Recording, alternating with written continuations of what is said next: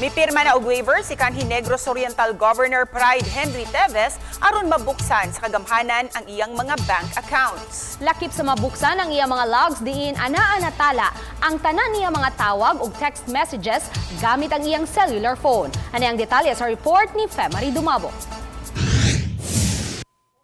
Himuon kini ni Pride Henry aron mapamatud-an nga wa siya kalabutan sa Digamo case o Pamplona massacre ug sa mga nakuhang kontrabando sud sa compound sa HDJ Agriventure Corporation sa Barangay Caranoche, lungsod sa Santa Catalina. Inon iya nang gipaabot nga malambigit ang iyang ngalan sa Digamo case, ilabi na kun ingnon nga politika ang hinungdan. I expected that I will also be implicated because I was the opponent. Di ba sinabi political ang nature? So, direct ako na yan. So, sinabi na lang ng lawyers ko na expect that because you were the opponent.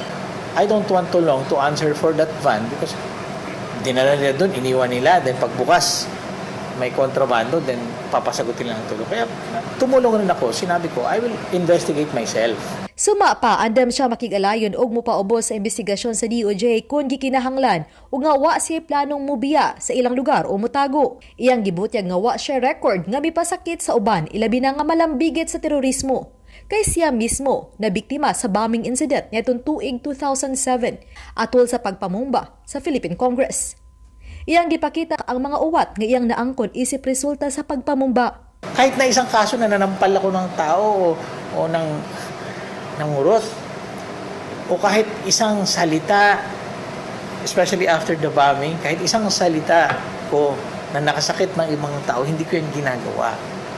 Diba? Terrorism, bombs. I was a victim of terrorism. Look, every day I see it and I feel it. Samtang giklaro ni Pride Henry nga dili niya personal chief security personnel si Nigel Electona. Ang usa sa tulo ka mga nasikop sa unang adlaw sa pagpatuman sa search warrant sa HDJ compound. Si Electona, matud pa, usa ka kanhi pulis, mao'y pangulo sa security agency nga ilang gikuha nga mobantay sa tibuok compound. Gani, gipahinumduman pa sa korporasyon ang security agency ni Electona nga iparenew ang ilang juridical license nga na-expire na ug nga kinahanglang marenew kini sud ning bulana, Marso. Kundi, manggita sila og laing security agency. Sa pangutana, kalabot sa gingong nakuhang mga ebidensya kay Electona sama sa mga hulagway sa Digamo family, hulagway sa gate sa balay sa Digamo, mapa ug uban pa. He will have to answer for that. Then he will have to answer for that. Definitely. He is not in any way connected to Tulong. He's connected is we pay him to give us security to secure the compound. Samtang nanawagan si Pride Henry sa igsuon nga si Kongresista Arnie nga muuli na og mosalig sa saad ni Pangulong Bongbong Marcos nga i-secure siya. Uban ni Godfrey Rillian ug Eduard Tubilan. Ako si Femari Dumabo.